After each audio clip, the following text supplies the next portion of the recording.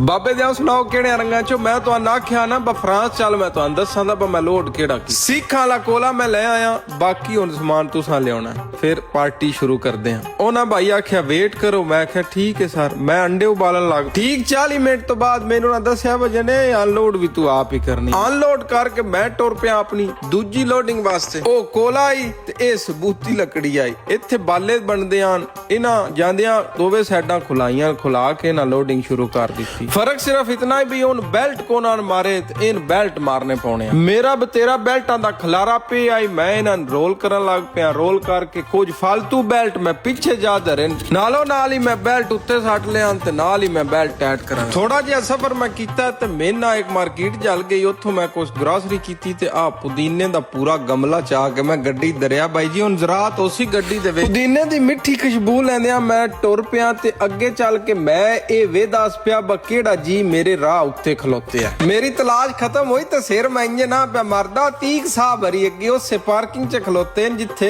ਮੈਂ ਜਾਣਾ ਮੇਰੇ ਅੱਪੜ ਦੇ ਨਤੀਕ ਸਾਹਿਬ ਮੇਰੇ ਵਾਸਤੇ ਪਾਰਕਿੰਗ ਵੀ ਡੂਢੀ ਆਈ ਤੇ ਮੈਂ ਤੀਕ ਸਾਹਿਬ ਨੇ ਆਖਿਆ ਸਰ ਤੁਹਾਡੇ ਚਾਵਲ ਮੈਂ ਬੜੇ ਮਿਸ ਕਰ ਉਹਨਾਂ ਆਖਿਆ ਸਰ ਚਾਵਲਾਂ ਛੱਡੋ ਆਏ ਤੁਹਾਨੂੰ ਖਵਾਨੇ ਆ ਨਗਟਸ ਖਾ ਕੇ ਭਾਈ ਯਾਰ ਠੱਡਾ ਠਾਰ ਦਵਾਨਾ ਕੱਢ ਆਂਦਾ ਜਿਹੜਾ ਖਾ ਕੇ ਯਕੀਨ ਕਰੋ ਜੇਡੀ ਚਾਸ ਮੈਨ ਆਈ ਨਾ ਫਿਰ ਨਾਰੇ ਉੱਤੇ ਜਿਹੜੇ ਦਵਾਨੇ ਠੱਡੇ ਕਰਕੇ ਖਾਵੀ ਦਿਆਨ ਉਹ ਵਾਲਾ ਸਾਰਾ ਸੀਨ ਯਾਦ ਆ ਕਿਉਂ ਜੇ ਮੁਲਾਕਾਤ ਵੀ ਤੁਹਾਡੀ ਅਚਾਨਕ ਹੋਵੇ ਤੇ ਫਿਰ ਦਵਾਨਾ ਵੀ ਤੁਹਾਡਾ ਰੱਤਾ ਲਾਲ ਜਲ ਜਾਏ ਬਾਈ ਜੀ ਇਹ ਬੜਿਆਂ ਨਸੀਬਾਂ ਨਾਲ ਲੱਭਦੀ ਯਾਰਿਸ਼ ਹੈ ਅਤੀਕ ਸਾਹਿਬ ਨਾਲ ਢੇਰ ਸਾਰੀ ਗੱਪ ਲਾ ਕੇ ਮੈਂ ਆ ਗਿਆ ਆਪਣੀ ਗੱਡੀ ਵਿੱਚ ਤੇ ਆ ਆਪਣੇ ਬੂਟੇ ਨੂੰ ਦਿੱਤਾ ਪਾਣੀ